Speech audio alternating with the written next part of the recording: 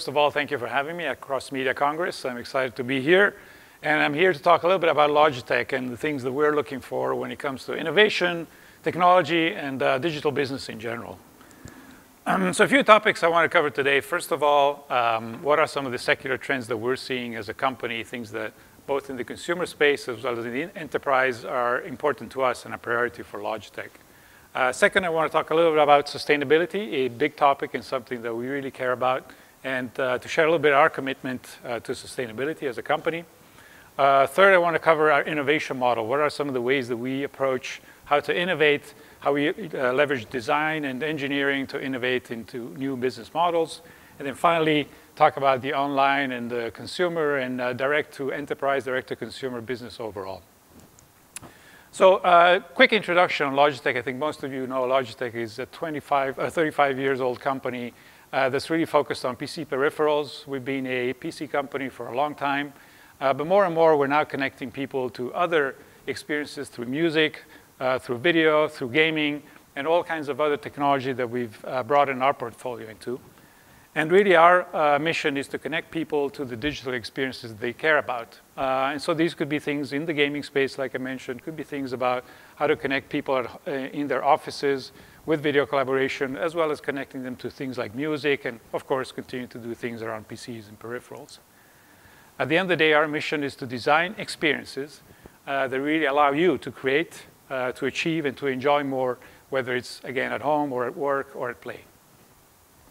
Good. So that's quickly about Logitech. I think some of you may also know that we have multiple brands. We're a multi-brand company, and so brands that you may be familiar with, like Ultimate Ears around music, Bluetooth speakers, Astro Gaming, Logitech G for gaming, as well as Blue microphones for music, and Jaybird for earphones for sports as well.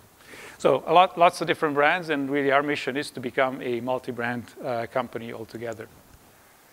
So what are some of the secular trends? Trends that we feel are here to stay for a long time that we're focusing on, and why they're important to our business. First of all, let me start with a quick video. The couple of trends, before I actually go there, sorry, a couple of trends that I wanted to focus on are the fact that if you look at both the consumer as well as the B2B space, there's a number of things that are really happening that are likely to impact everybody for a long time. As an example, obviously Gen Z as a generation is emerging, having different needs and expectations. If you look at things like how people are considering the balance of work and life, it's a trend that we feel is also changing the way people interact with each other. And also the fact that more and more people are looking for tailored, personalized products versus something that is really a mass type of production. That's in the consumer space. If you look at the B2B space, more and more of our businesses and business customers are thinking about things like how to actually not get into ownership, but for instance, in the sharing economy, leverage things that I can actually rent or use over time. Overall, the impact of technology as an experience versus just as a vehicle to introduce new products. And then at the end of the day, also how people are less and less tethered to a specific location. With the coronavirus situation that's happening right now, you're probably familiar with the fact that more and more people are trying to find ways that they can work remotely, work from home. And that's a trend that we feel is really important in the B2B space as well. So speaking of the video, let's start the video now.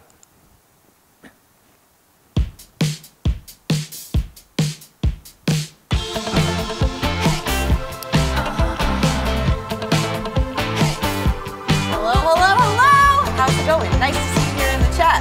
I just started yesterday a new playthrough, Omega. I'm going to take a very tiny shader brush.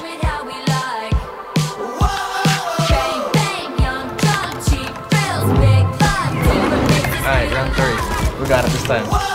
Oh! So here's a little loop I've been working on.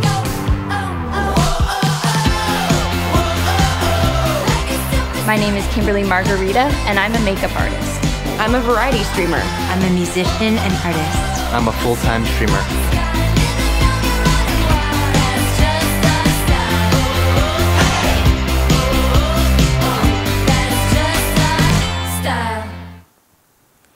So this is an important trend that we feel is really happening and applies not only to Gen Z, but in general as we look at the society more broadly. And one of the things that we've been tracking is if you look at the increase of streamers, of creators online, and if you look at how that's changing the way people are also consuming content, you see some statistics here in terms of, for instance, the increase of usage as well as the creation of content on platforms like Twitch, which is a gaming platform, on YouTube, and how that's really displacing what usually traditionally people used to do on channels like traditional cable networks or on TV. And so that's one important trend that we feel is an opportunity for us to look at innovative ways to actually provide products and new technologies in the market. A second major trend, and this is very timely obviously in the current crisis with the coronavirus, is the fact that more and more people are adopting video technology and video collaboration in the B2B space as well. And so you've seen probably some of the statistics I'm sharing here about the increase of usage of Zoom, other video conferencing platforms like Microsoft Teams or Google Hangouts. And those are all examples of the fact that we feel going forward, this is not just a single bubble that's happening right now because of the virus situation, but going forward is going to impact everybody across the world. And the third trend we want to call out is gaming overall as a also secular trend, something that's happening that's going to be impacting not only how people actually spend their time in their free time, but also how they interact and how they connect.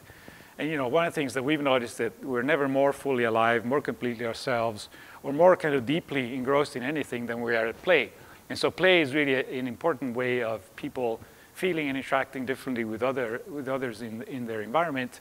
And it's not just something, like I said, for people are working on computers or what have you, but it's really a way of changing how you actually communicate and work with others. So those are three of the main trends, and again, those are impacting the way that we are looking at how we actually interact and what are some of the things that we focus on as a business. Now let me switch quickly to another topic which is very important to Logitech, sustainability. You could call this also a secular trend. More and more, I think, people consciousness and awareness about how do we actually deal with our environment, how do we deal with our planet, how do we make sure we're not just consuming without thinking about the longer term impact to our generations. And so I want to share another quick video about what Logitech is doing in that space and then talk a little bit about how we are addressing that as well.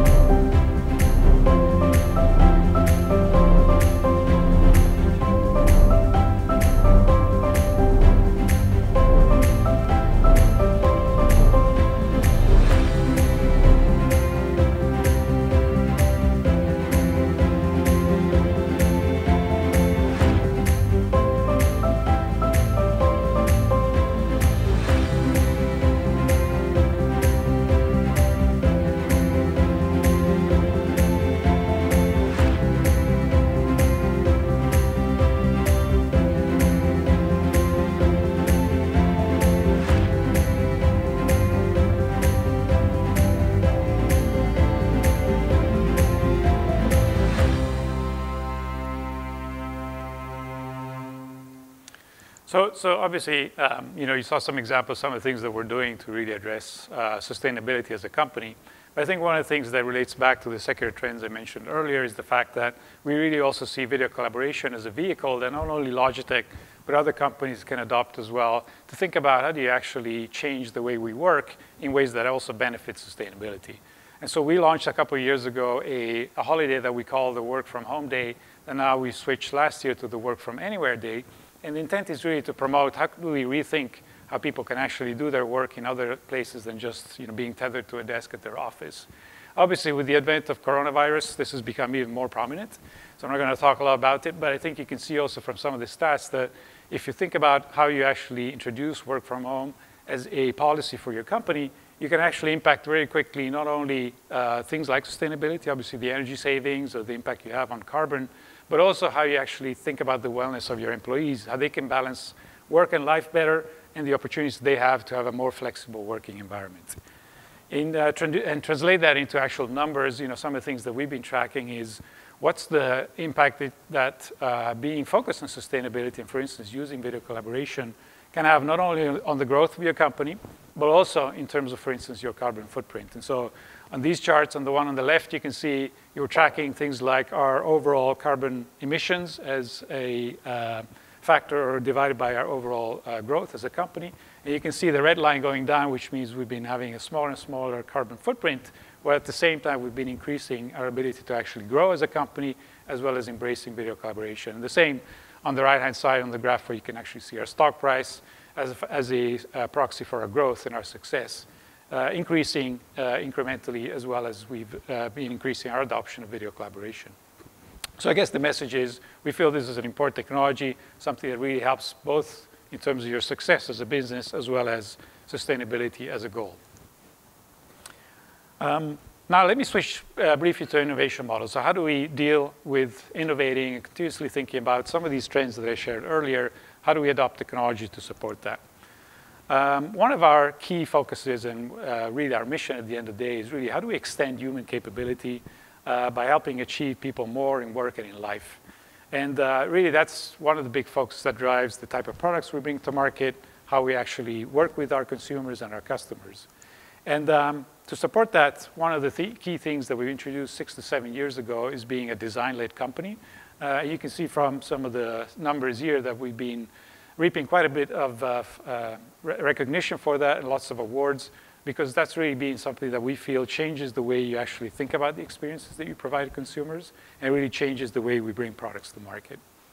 Going back to the extending of human capabilities, we really look at different ways to drive innovation by balancing things like technology, business complexity, understanding, if you look at humans as an example, how do we provide experiences and products that allow them to be more connected? How do we provide products that allow people to be more human, balancing work and life? And at the same time, how do we provide things that potentially allow people to be more performing, higher performing, and I guess we could call it superhuman? Design and engineering are the foundation of how we look at innovation.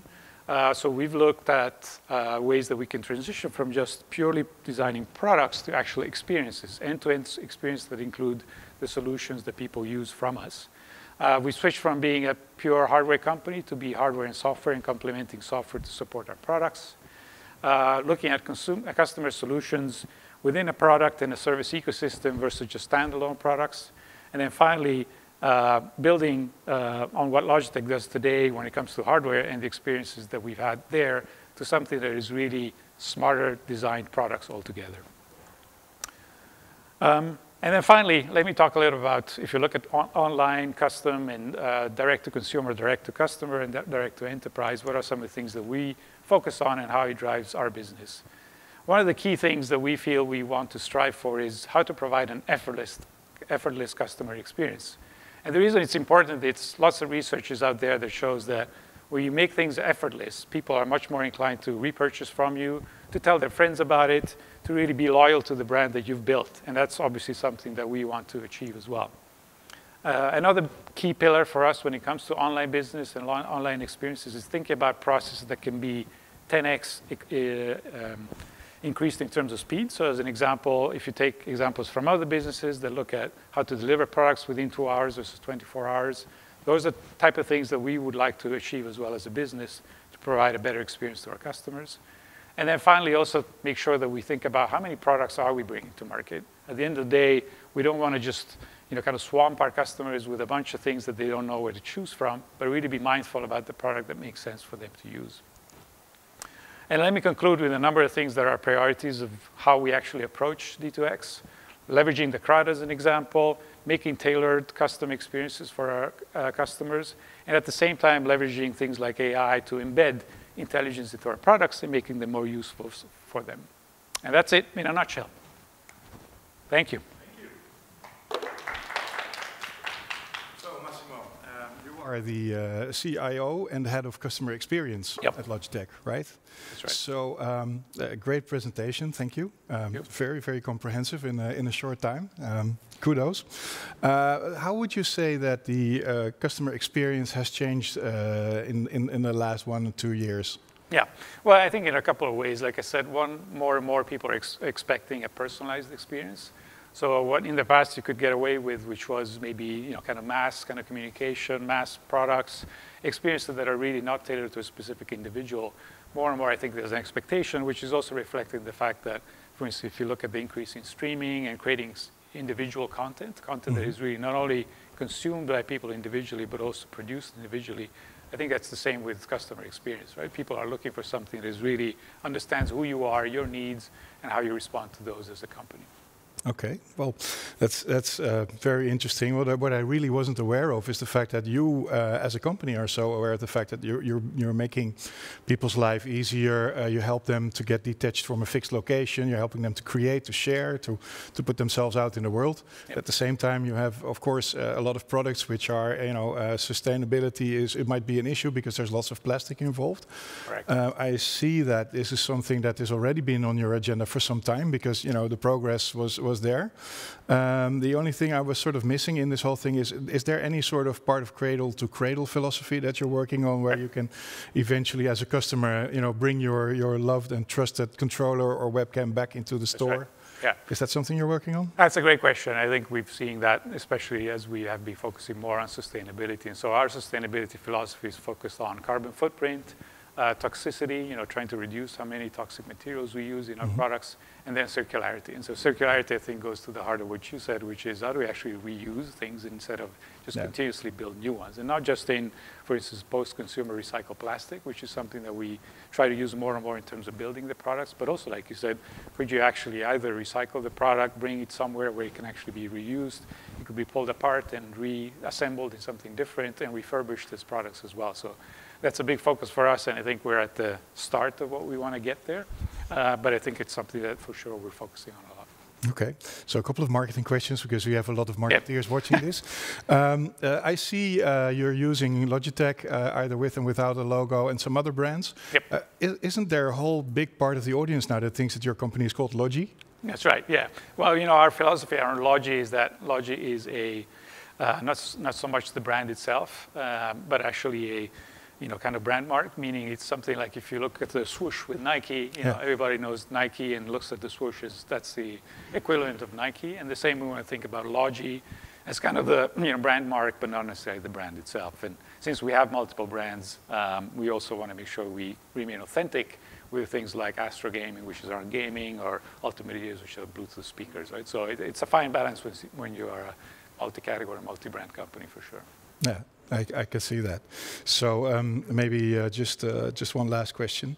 How are you going to be, communicating differently after the summer versus what your plans were in January? Can you tell us a little something about that?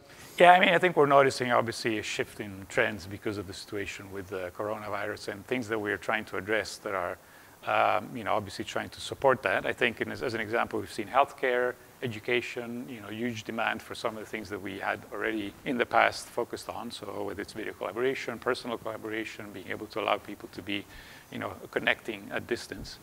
I think gaming we felt was a secular trend that will continue, and we don't think it's going to change. Not because more people are stuck at home and they need to figure out a way to do this, but also because we think it's still something that's going to continue in ways that people interact. And then I think, more broadly looking and trying to understand what happens to businesses and kind of, work environments and how you could change, again, how people are maybe thinking about things like office spaces and such infrastructure. Great. Okay, I guess that's all we have time for, but it was very, very interesting. Thank you very much. Massimo Rapparini from Logitech. Thank you. A big round of applause. Thank you for having me.